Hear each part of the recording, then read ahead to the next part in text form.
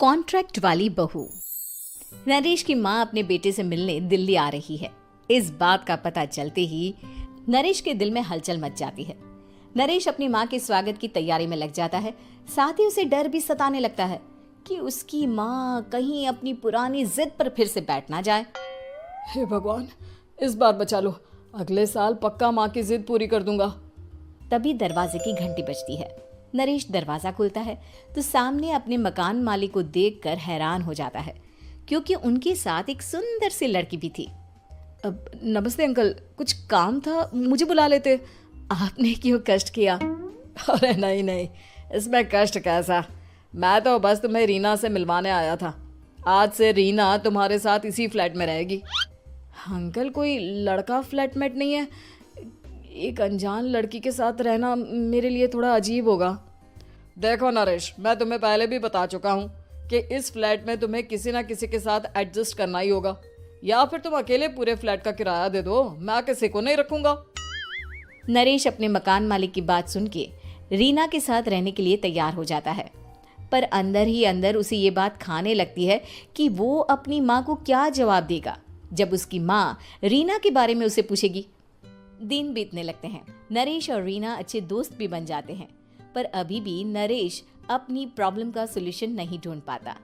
एक दिन नरेश बहुत परेशान सा बैठा होता है। तभी रीना उसे पूछती है, क्या हुआ नरेश, तुम काफी परेशान लग रहे हो, सब ठीक तो है ना? हाँ सब ठीक है, बस एक छोटी सी प्रॉब्लम है। वो एक्चुअली 2 दिन बाद मेरी माँ मुझसे मिलने आ रही है। अरे तो इसमें प्रॉब्लम क्या है, ये तो खुशी की बात है। हाँ रीना, बट मेरी माँ एक जिद लेकर बैठ गई है कि मैं शादी कर लूँ, पर मैं अभी इस चीज़ के लिए तैयार नहीं हूँ। ऊपर से जब वो तुम्हें देखेगी तो 100 सवाल करेगी, क्या जवाब दूंगा? अरे इसमें कोई टेंशन वाली बात नहीं है। मेरे पास ना इस प्रॉब्लम का सलूशन है, जिससे ना तुम्हें शादी करनी पड़ेगी और ना ही तुम्हारी माँ मेरे बारे में कुछ पूछेंगी। रीना की बात सुनकर नरेश सोच में डूब जाता है। वो सोचता है कि रीना खुले ख्यालों वाली लड़की है, कहीं माँ को सच बता ना दे। नरेश को सोच में डूबा देखकर रीना कहती है, अरे क्या हुआ, किस सोच में पड़ गए? डोंट वरी, जैसा तुम सोच रहे हो ना वैसे कुछ भी नहीं है। मेरे पास एक प्लान है। मैं कुछ समझ नहीं पा रहा हूँ, कैसा प्लान? मैं समझाती हूँ। हम ना एक कॉन्ट्रैक्ट मैरिज कर लेते हैं। फिलहाल मेरे पास जॉब नहीं है, तो तुम इस रूम का किराया दे देना जब तक तुम्हारी माँ यहाँ रहेंगी, सिर्फ तब तक।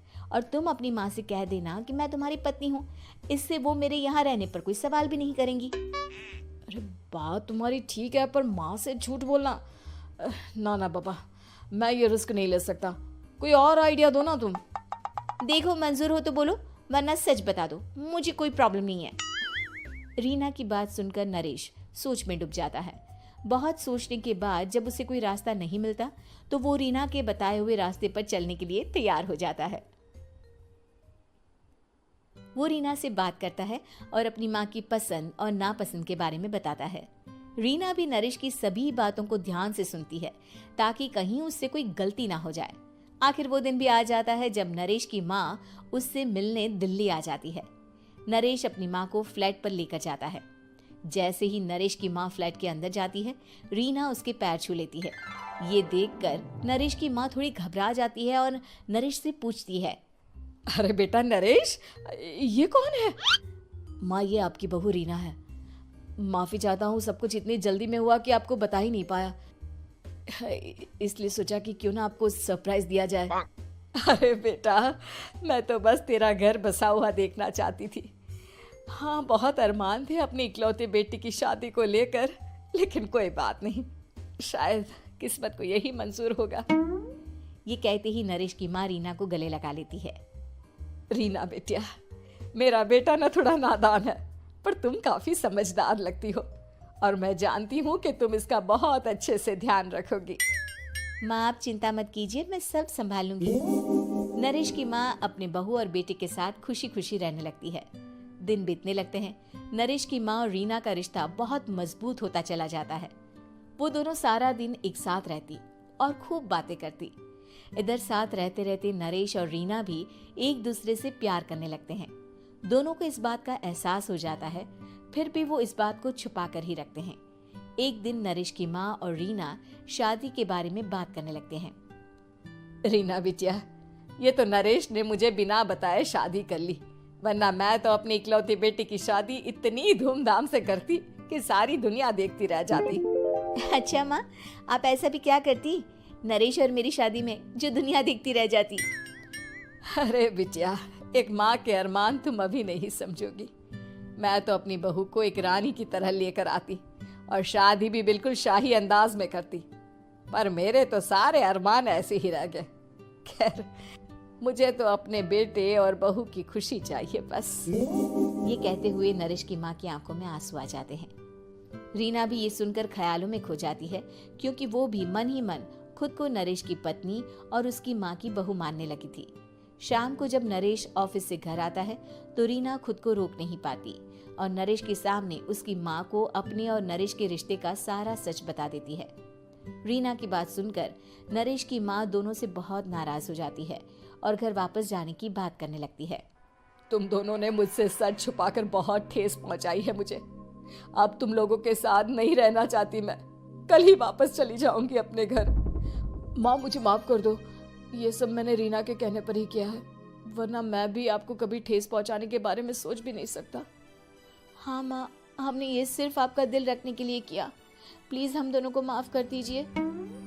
तुम दोनों ने मेरे अरमानों के साथ खिलवाड़ किया है, और वैसे भी मुझे अपने बेटे के लिए एक अच्छी लड़की ढूंढनी है, इसलिए मेरा यहाँ से जाना ही बेहतर होगा। माँ की ये बात सुनकर रीना खुद को रोक नहीं पाती। माँ, क्या मैं आपके घर की बहू बनने लायक नहीं हूँ? रीना की बात सुनकर नरेश हैरान रह जाता है। नरेश की माँ भी कुछ समझ नहीं पाती। मैं कुछ समझी नहीं, आखिर तुम कहना क्या चाहती हो? माँ, मैं वो नरेश से बहुत प्यार करती हूँ और साथ ही साथ मैं आपको भी अपनी माँ मान बैठी हूँ। आज जब आपकी बातें सुनी तो खुद को रोक नहीं पाई, इसलिए सारा सच आपको बता दिया। रीना की बात सुनकर नरेश की माँ की आंखों में आंसू आ जाते हैं और वो अपने बेटे नरेश और रीना को गले लगा लेती है। मेरे घर की बहू तो सिर्फ रीना बिटिया ही बनेगी। मैं आज ही तुम दोनों की शादी की तारीख निकलवा दूंगी, बस एक बार तुम्हारे घर वाले मान जाए। उसी दिन रीना के माता पिता भी उनके फ्लैट पर आ जाते हैं। दोनों परिवार आपस में बैठकर बातें करते हैं और शादी के लिए राजी हो जाते हैं। रीना भी कॉन्ट्रैक्ट फाड़ देती है और कहती है, सही मायने में मैं अब बहू बनूंगी, अब तक तो सिर्फ कॉन्ट्रैक्ट वाली बहू थी।